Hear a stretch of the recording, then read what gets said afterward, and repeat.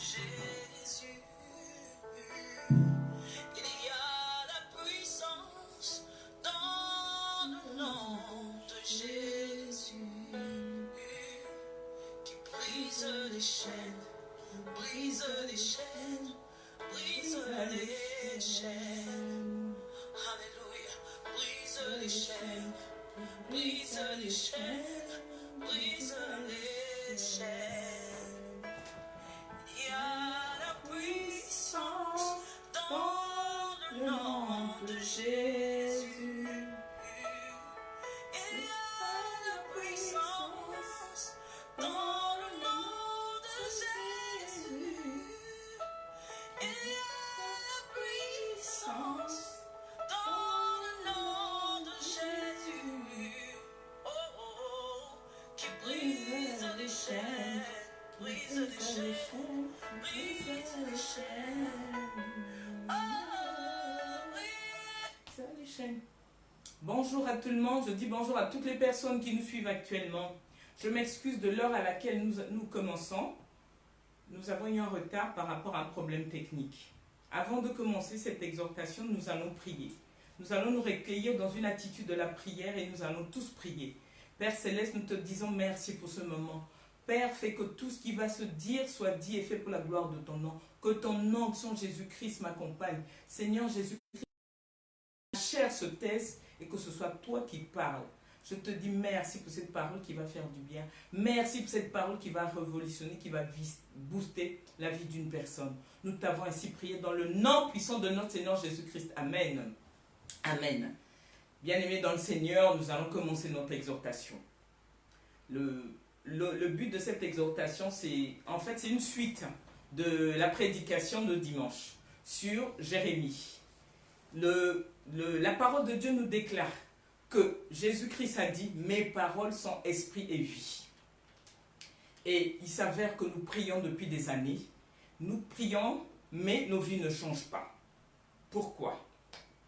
Parce que si nous avons réellement rencontré un oint de Dieu, c'est-à-dire un Jérémie, un envoyé de Jésus-Christ, nous allons rencontrer la vie, comme dit sa parole. Mes paroles sont vie. Donc si tu rencontres un envoyé de Dieu, sa parole va te donner la vie. Par contre, si tu ne rencontres pas un envoyé de Dieu, si tu ne rencontres pas un oint de Dieu, un Jérémie, ta parole, ce n'est pas la vie. En écoutant sa parole, c'est la mort. C'est la mort que tu rencontres. Quand tu ne rencontres pas Jérémie, sa parole ne peut pas te donner la vie. Par contre, cette parole-là va t'entraîner vers la mort. Il y a d'abord une mort spirituelle et la mort physique vient après. C'est la raison pour laquelle la plupart des personnes qui prient, leur vie ne change pas. Et ce qui arrive, c'est que c'est quoi? Au bout de quelques années, on est découragé, et on fait un retour. C'est pour ça qu'on voit beaucoup de retours en Égypte. La plupart des personnes qui se plaignent, oui, ça fait un moment que je prie, mais ma vie ne change pas, il n'y a pas de changement. Et ce qui se passe, c'est que c'est quoi? On a des fidèles, des croyants qui changent d'église en église. Bien-aimés dans le Seigneur, le Saint-Esprit m'a emmené à réfléchir un peu sur ce sujet. Mais où est le problème? As-tu réellement rencontré Jérémie? Pourquoi ta vie ne change pas? Donc, à travers cette exhortation, avec l'aide du Saint-Esprit, nous allons parler des critères, je veux dire critères fondamentaux.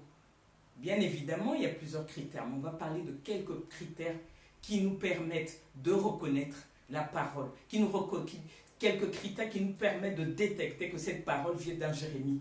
Parce que la détection ne va pas se faire par rapport au physique, non, c'est par rapport à la parole qui sort de sa bouche, cette parole qui donne vie. En méditant sur la parole, sur cette exhortation, la première des choses, le premier critère que j'ai relevé, c'est la conformité de la parole qui sort de la bouche d'un envoyé de Dieu, d'un serviteur de Dieu. C'est-à-dire que cette parole doit être conforme à la Bible. C'est pas une parole, c'est une parole pure. C'est-à-dire que ce n'est pas un arrangement, une parole truquée, non.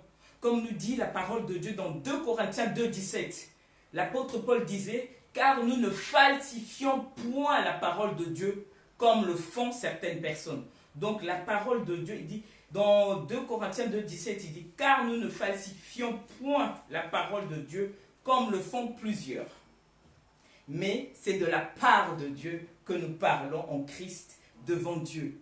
bien évidemment, un Jérémie, quand tu écoutes la parole d'un Jérémie, d'un envoyé de Dieu, c'est la conformité à la parole. C'est un Jérémie ne va pas parler pour faire plaisir, non, aux âmes, aux personnes qui l'écoutent, non. Son but, c'est qu'il a obtenu une mission. Son but, c'est de transmettre cette parole telle qu'elle est. Il y a puis la preuve est là, toujours, c'est ce que je dis dans la plupart de mes exhortations, c'est que notre référence, c'est la Bible, en fait, qui tranche tout. C'est une parole qui est conforme. Ça, c'est déjà un très bon point. Le premier point, c'est que c'est une parole qui est conforme à la Bible. C'est un premier point. Le deuxième point, c'est que la parole de Dieu, c'est une vérité. C'est une vérité, c'est-à-dire que la parole de Dieu, c'est oui ou non. Il n'y a pas d'à peu près. Comme on a dit, ce n'est pas une parole diluée. C'est tu feras ça, c'est oui ou non. Dieu est précis dans sa parole. Il n'y a pas de tournure en fait. C'est ça. C'est la vérité. Peu importe les retombées, peu importe ce que cette parole va donner. Mais le but, c'est que ce soit la vérité. On reste dans la parole de Dieu. Je vais vous dire pourquoi. Moi, en fait, avant, je priais dans des églises et tout. Ma vie ne changeait pas, je vous dis. J'allais à l'église, mais je rentrais chez moi. Je vivais dans la fornication. Je continuais. C'est une parole, en fait, qui ne me dérangeait même pas. Ce n'est qu'après, au bout des années, quand je changeais d'endroit, quand j'ai changé de parole, que j'ai compris, oui. Les paroles que j'écoutais avant, c'était des paroles diluées. Ce n'étaient pas des paroles pures, en fait. Et c'est quand je suis arrivé, quand j'ai entendu cette parole, cette vérité qui dit, je vais vous prendre un exemple, quand j'ai vu cette parole qui me disait que non, comme on dit, les idolâtres n'hériteront pas du royaume des cieux. Donc je savais, ceux qui sont dans la fornication ne vont pas hériter du royaume des cieux. Je me suis dit, tiens, le premier jour quand j'ai entendu cette parole, mon cœur, je me suis dit, mais qu'est-ce qui se passe? Évidemment, oui. Là, cette vérité. Et quand tu écoutes une vérité comme ça, tu ne peux pas être insensible à une vérité pareille. Et c'est en écoutant cette vérité que j'ai commencé justement à changer. C'est à partir de ce moment-là que j'ai pris le courage de dire oui au partenaire avec lequel j'étais à l'époque, de dire que non, toi et moi, s'il n'y a pas de la parole de Dieu, déclare cela. Je me suis dit, j'avais pris la décision, évidemment, comme on dit dans un terme, de ne plus me laisser faire. Je me suis dit, je connaîtrai un homme, ce n'est qu'avec le mariage. Donc j'ai pris le courage de dire à mon partenaire à l'époque que nous devons arrêter cela parce que je trouve que Dieu n'est pas d'accord. C'est-à-dire que je n'ai pas vu les retombées, je n'ai pas vu. Et pourtant, j'avais des enfants, je n'ai pas vu cela. J'avais fait confiance en Dieu. Quand j'ai découvert cette vérité, donc on te dit, quand la vérité est là, on ne peut pas, elle est là, la vérité est claire. Je me suis dit, mais tiens, alors qu'ailleurs, quand il y avait des messages que j'entendais, on ne nous disait pas ça. Ou on va te dire que ton corps est le temple du Saint-Esprit, mais sans vraiment rentrer en profondeur. Mais quand j'ai écouté cette parole, quand j'ai écouté ce que Paul disait par rapport à ça, je me suis dit, mon cœur, je me suis dit, non, moi, déjà, tu te sens mal à l'aise quand tu écoutes cette vérité qui fait la différence. Donc je me suis dit non, moi je ne vais pas continuer comme ça. J'ai pris une décision, j'ai dit moi je veux suivre Jésus, je veux suivre Jésus. Ça c'est la première vérité. La deuxième vérité qui m'avait une fois de plus touché, c'était par rapport au baptême. J'écoutais la parole et pourtant, c'est pour ça que je dis, je tiens bien aimé à attirer l'attention des personnes qui écoutent n'importe quoi. Faites très attention. Priez pour que le Saint-Esprit vous donne l'esprit de discernement. Moi je ne suis pas pour quand on dit Dieu est partout, non, non. La parole, c'est-à-dire que la vérité, quand on écoute cette vérité, elle fait tout de suite la différence. La deuxième vérité qui m'a boosté, qui m'a poussé à prendre conscience, c'était celle sur le baptême. Je me suis dit, j'ai eu, quand j'étais à l'endroit où je suis, j'ai appris que non, qu'il fallait que je avoir un baptême dans l'eau qui coule. J'ai dit, mais pourquoi? Et j'ai compris que Jésus-Christ lui-même avait eu un baptême dans le Jourdain, l'eau qui coulait. Et c'est là où c'est à travers les Écritures, à travers la vérité, que j'ai appris que, en fait, le fait d'avoir le baptême ne te garantit pas le ciel, non. Le baptême dans l'eau, en fait, te permet d'entrer. Nuance, quand on lit bien les Écritures, d'entrer dans les cieux. Donc ce n'est qu'à partir de là, le baptême n'est pas suffisant. Et il y a beaucoup de croyants qui écoutent ces paroles-là, qui se disent « Ah, je suis baptisé, j'irai au ciel. » Non, bien-aimé, détrompe-toi. Parce qu'après le baptême, il y a encore un travail, il y a la repentance, il y a un long chemin à faire. Et si bien que la plupart des gens dans des églises se disent « Ah, j'ai eu le baptême ». Et les gens sont déçus. Mais pourtant, j'ai eu le baptême, ma vie devait changer. Pourquoi ça ne change pas? Tout ça, c'est parce que non. Et où est la vérité? As-tu rencontré Jérémie? de quelle parole tu écoutes. Donc attention, faisons attention, ne prêtons pas nos oreilles à n'importe quoi. Le but d'une parole de Dieu, ce n'est pas de nous faire plaisir, non. La parole de Dieu, ce ne sont pas les fables, non. On ne doit pas écouter ce qui nous fait plaisir. Le but, c'est la vérité. La parole de Jésus, c'est une vérité. C'est cette vérité, c'est là où j'ai appris. En fait, la vérité t'ouvre les yeux. Quand j'ai appris la vérité que nul ne peut évidemment y rester le même. La parole de Dieu le dit, justement. Donc, en fait, quand on est à la croix, c'est là où j'ai appris la puissance du sang de Christ. C'est toujours la vérité, la parole, que le sang de Jésus est puissant. Donc, Jésus-Christ, à travers Jésus sur la croix, le sang de Jésus me purifie. Et c'est ce sang, en fait, depuis que Jésus-Christ est ressuscité à la croix, le voile a été déchiré en deux. Donc, c'est par ce sacrifice à la croix que moi, j'ai accès au trône. C'est-à-dire que depuis que la vérité m'a appris, j'ai appris à travers la vérité que pour parler à Dieu, je n'ai pas besoin d'intermédiaire, non. Le sang de Jésus me sanctifie et je peux lui parler directement. Je n'ai pas besoin d'écouter, de prendre les paroles, les prières recitées, non. La prière, ce n'est pas ça. Tout ça, c'est parce que j'ai appris la vérité. Donc, bien aimé, la parole, ça, c'est le deuxième critère. À Jérémie, quand il parle, ça doit être la vérité et tu le constates. Et l'avantage, c'est que quand c'est une vérité, de toutes les façons, cette vérité, tu ne peux pas être insensible à cette vérité. C'est une vérité révélatrice. C'est une vérité qui te révèle les choses. Et cette révélation, on ne peut la voir que dans les Écritures, bien-aimées. Comme le dit 2 Corinthiens 3, 6. Je suis obligé de parler des versets bibliques parce que c'est la parole de Dieu qui tranche. La parole de Dieu déclare dans le livre de 2 Corinthiens, verset 3, 6. Il nous a aussi rendus capables d'être ministres d'une nouvelle alliance, non de la lettre, mais de l'esprit. C'est-à-dire, car la lettre tue, mais c'est l'esprit qui vivifie. Donc, quand tu rencontres, quand tu écoutes cette parole, c'est l'esprit, et c'est cet esprit qui te vivifie. La parole de Dieu, ce n'est pas un logos, non. Ce n'est pas un ensemble de vocabulaire, un poème. Non, non, non, non, non. La parole de Dieu, c'est la vérité. Donc, c'est ça, en fait, c'est ça. Comme disait l'apôtre Paul. L'apôtre Paul disait dans 2 Corinthiens 2, disait, comme il dit, elle n'est pas falsifiée cette parole-là. Donc c'est ça, c'est cette vérité. Et quand on écoute cette vérité, comme je disais, cette vérité, elle est révélatrice. Elle te révèle ces choses cachées qu'on ne connaissait pas. C'est comme moi, en écoutant cette parole, l'exemple que j'ai pris tout à l'heure, j'ai eu cette révélation sur la croix, que c'est à travers le sacrifice de Jésus que moi j'ai accès, que je peux directement parler à Jésus. Si bien qu'aujourd'hui, quand tu vas me parler d'un intermédiaire et tout, je sais non, je te dirai non. Quand tu vas me dire, c'est-à-dire que quand j'ai découvert, j'ai entendu, écouter parler de cette vérité, ma vie a changé. Parce qu'aujourd'hui, ma prière a changé. Je ne me dis pas, je ne prie plus comme prient les autres, non. Pardonne-nous pauvres pécheurs, non.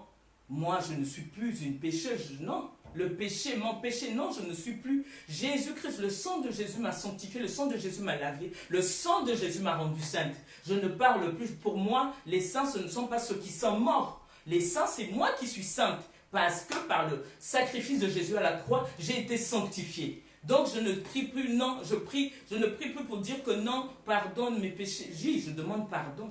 Il m'arrive de tomber. Mais je ne pratique pas le péché parce que je connais la vérité. Et comme je dis, quand tu connais cette vérité, tu ne peux pas rester insensible, non. Cette vérité te pousse à changer. Et quand tu apprends, quand tu découvres la vérité, tu es en franc-parler. Et tout cela, c'est Dieu qui fait cela. Donc la parole de Dieu, elle est vraiment révélatrice. Nous allons prendre le livre, la Bible, dans le livre par exemple de Hébreux 4, 12. Que nous dit la parole de Dieu? Prenez la Bible pour ceux qui ont la Bible. Dans Hébreux 4, 12, la parole de Dieu déclare: car la parole de Dieu est vivante et efficace, plus tranchante qu'une épée quelconque à 2 tranchants. Elle est pénétrante jusqu'à partager âme et esprit, jointure et moelle. Elle juge les sentiments et les pensées du cœur. Vous voyez comment elle est là, elle vient, elle tranche, elle coupe. Donc nulle créature n'est cachée devant lui, mais tout est à nu et à découvert aux yeux de celui à qui nous rendons compte, devons rendre compte. Donc la parole de Dieu, quand tu l'écoutes, c'est une épée à double tranchant quand on dit qu'il sépare. Déjà quand on dit elle est efficace, elle est vivante. Donc tout ça, ça montre vraiment cette puissance de la parole. Elle est plus tranchante. Quand je lisais ce verset, je méditais, j'ai dit oui. Déjà une épée, elle est tranchante. Mais quand on dit plus tranchante, c'est qu'elle va vraiment, vous voyez, dans les profondeurs de tout. Et c'est en fait quand je lisais la parole, la première, j'ai dit elle vient, elle déchire, c'est-à-dire que ce n'est que la parole de Dieu qui peut te séparer. Moi, c'est la parole de Dieu qui a fait ce travail au moins. Vous savez, ce n'est pas facile de se débarrasser de ses habitudes, mes anciennes habitudes.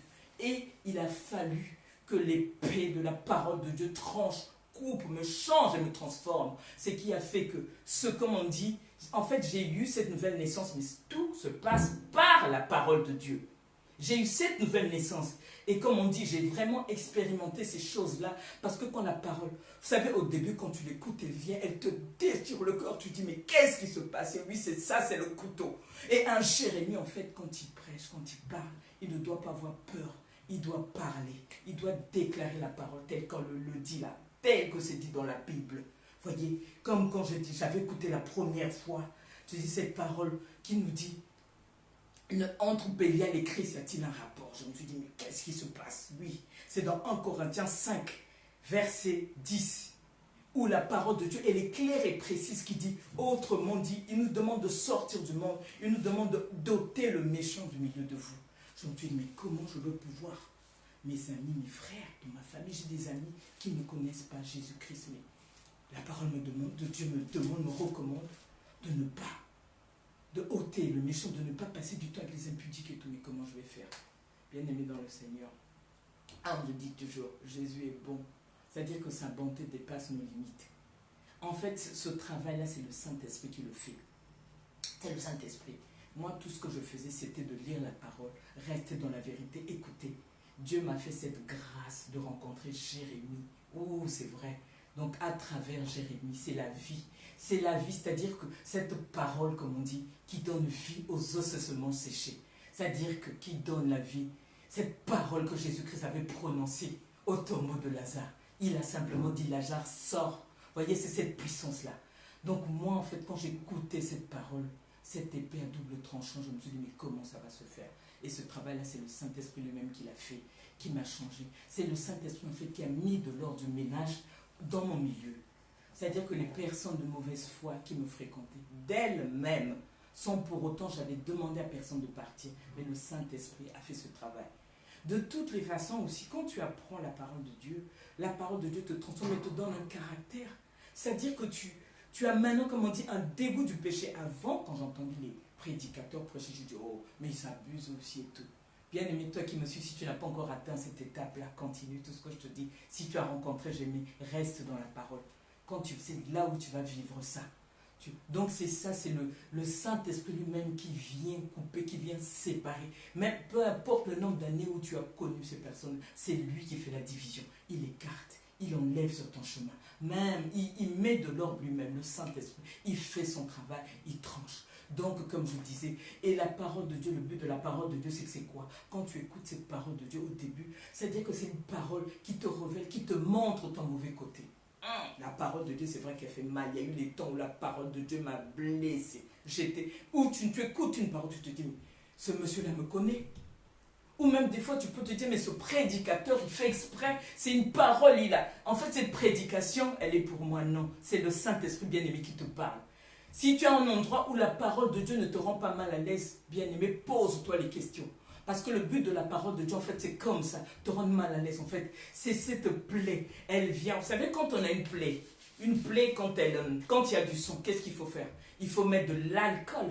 Il faut gratter quand il y a une croûte. Et c'est ce qui fait du bien. En fait, la parole de Dieu, elle est comme ça. Elle est là. Il y avait des moments où elle m'avait vraiment blessé, qui me dit, mais quoi? Moi qui me prenne, évidemment. Et pourtant, avant, moi je croyais, moi qui croyais. C'est pour ça qu'on dit, le royaume des cieux, il ne faut pas être orgueilleux, il faut être humble. D'où l'importance de toujours, c'est ce que je disais, d'être au pied d'un père dans la foi, d'une personne qui t'apprend sincèrement cette parole.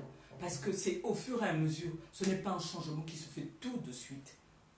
Donc cette plaie, ça va te faire mal, la plaie va saigner, mais c'est pour ton bien. Il faut qu'il y ait de l'alcool, il faut qu'on gratte et ça fait du bien. Donc, si tu écoutes une parole de Dieu où tout le temps tu te réconfortes, non, ce n'est pas normal. Tu te sens à l'aise, non. Elle doit te blesser. C'est à travers ça que tu vas te transformer. Donc cette parole doit, en fait, elle est révélatrice. Elle doit faire sortir ton mauvais côté. Et ce n'est qu'à partir de là que tu vas commencer à avancer, que tu vas commencer à te dire, mais il y a un problème. Oui, il faut aimer. Il y a des gens parfois qui fuient des lieux de culte, non. Oui, ou quand vous regardez, vous êtes en train de zapper, ah, ce qu'elle dit, non. Il faut écouter ces paroles-là, justement. C'est ça. Nous, actuellement, ce que les paroles... En fait, les prédicateurs, ce que je regarde, quand vous regardez même sur le net, il y a plusieurs vues sur les messages des serviteurs qui sont là, qui vous prêchent, oui, la prospérité, ceci, ça. Mais quand on parle de la vérité, c'est ça le problème, en fait, c'est ça. Les gens sont là, ils zappent, alors que c'est cette parole qui va nous faire du bien. Bien aimé. Donc, ce que je voulais dire, c'était vraiment attirer votre attention. Donc, le quatrième point, je disais, c'est une parole qui doit te révéler quelque chose. Une parole, comme je dis, en fait, c'est pas un logos. En fait, c'est ça. C'est cet esprit qui te vivifie, qui te donne la vie. La parole de Dieu nous dit dans Éphésiens 5:6 que personne ne vous séduise par de vains discours. Je répète, pour ceux qui n'ont pas le temps de lire la Bible, notez quand même ces versets parce que c'est très important. Ça va vous aider, bien aimés. Donc Éphésiens 5:6 dit, la parole de Dieu déclare que personne ne vous séduise par de vains discours. Vous savez, bien aimé, si tu t'occupes que des vains discours, ce ne sont pas ces vains discours qui vont te changer. Les vains discours n'auront aucun effet sur toi. La parole de Dieu, ce n'est pas le Jérémie, on le reconnaît. Ce ne sont pas les bâtiments, ce n'est pas non, la taille, non. Ce n'est pas, comme je dis tout à l'heure, un vocabulaire, mais c'est cette parole, c'est cette onction, c'est ça, c'est ce qui vivifie, c'est ce qui donne la vie.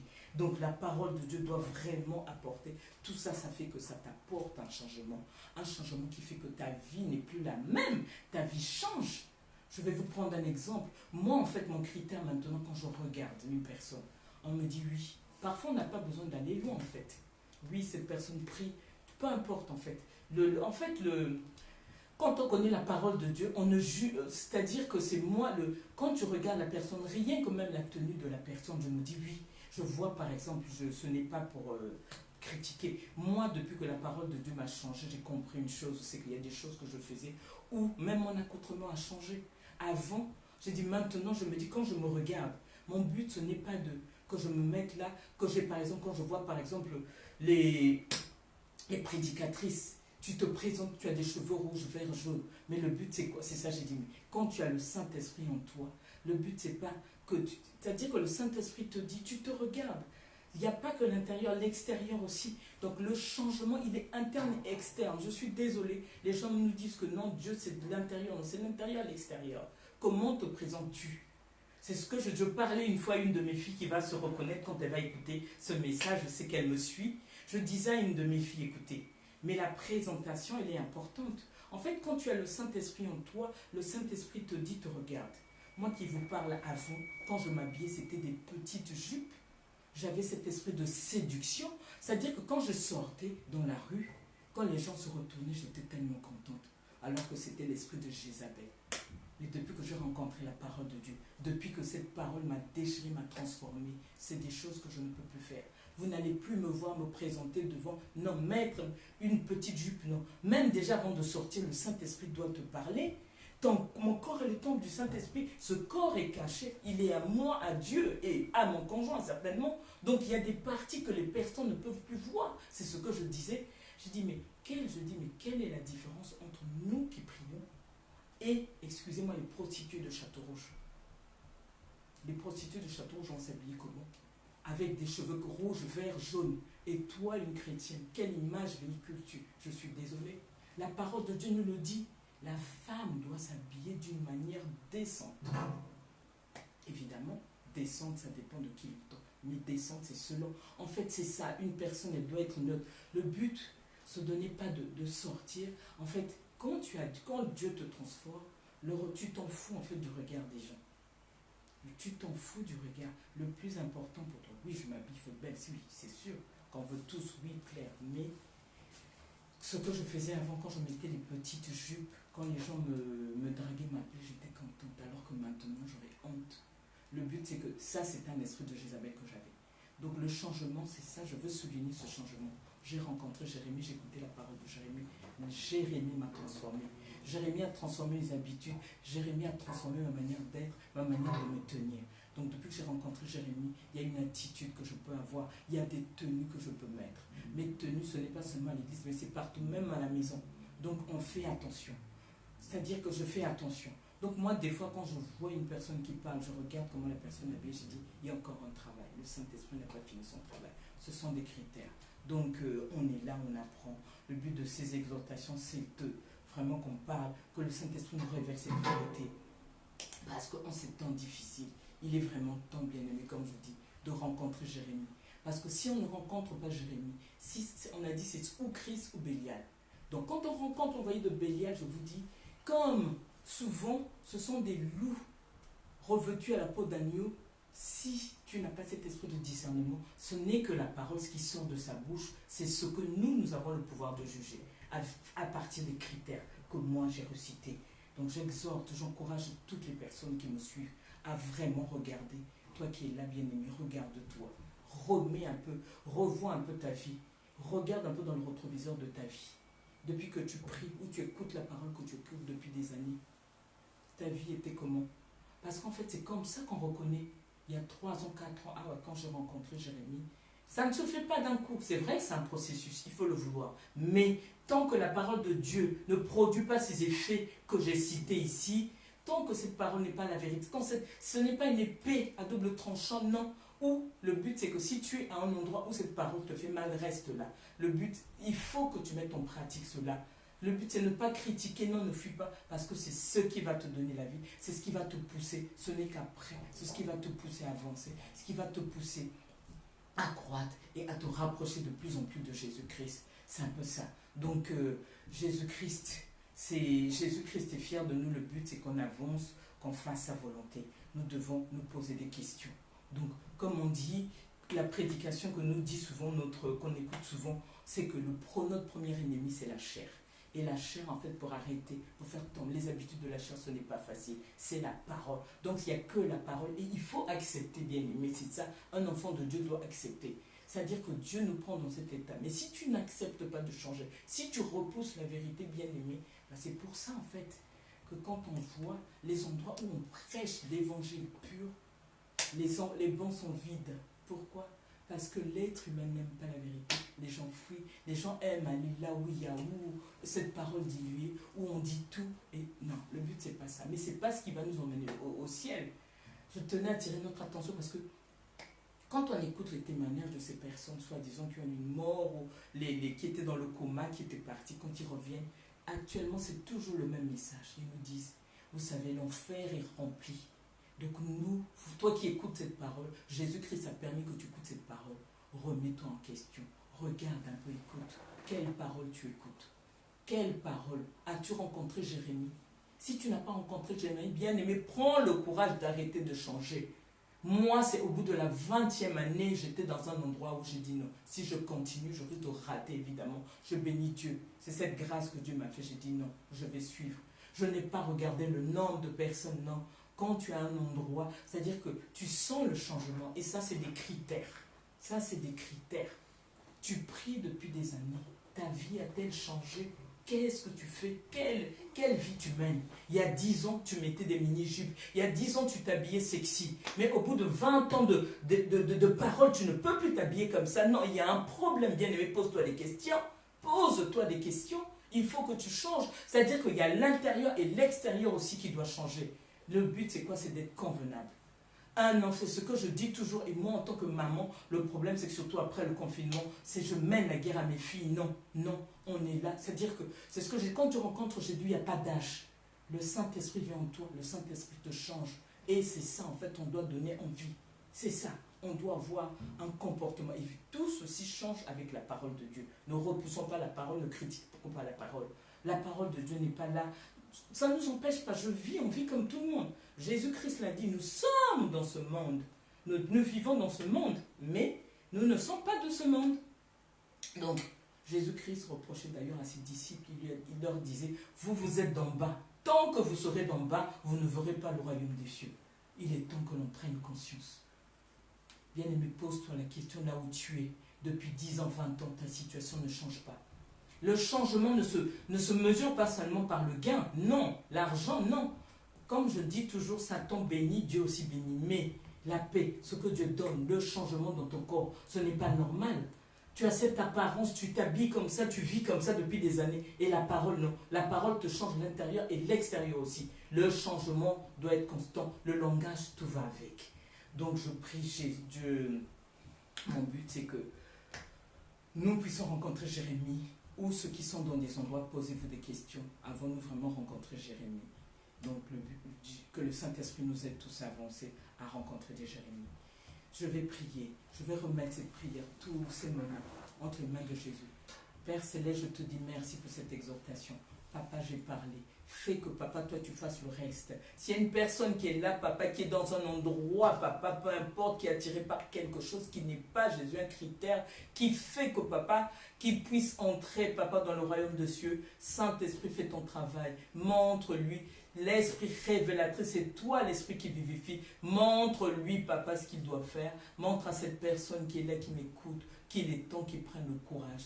Qu'il ne voie pas, en fait, le but en ces derniers temps, le but, ce n'est pas que l'on vive ou qu'on ait, c'est-à-dire une croyance par rapport à la religion. Que cette personne ne voie pas, non, mes parents, mes frères prient à cet endroit, non. Le temps n'est plus là, le temps n'est plus au sentiment, le temps n'est plus à la religion, papa. Nous sommes là depuis longtemps, papa. Nous avons connu la parole. Les missionnaires nous ont apporté la parole. On a eu les protestants et tout. Mais on s'est rendu compte que nos vies ne changeaient jamais. Mais maintenant, nous savons, tu es là, tu es mort à la croix.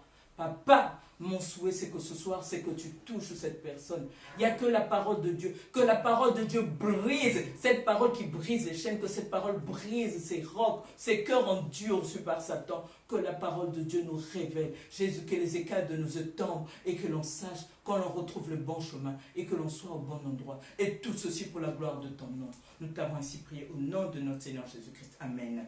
Amen. Merci.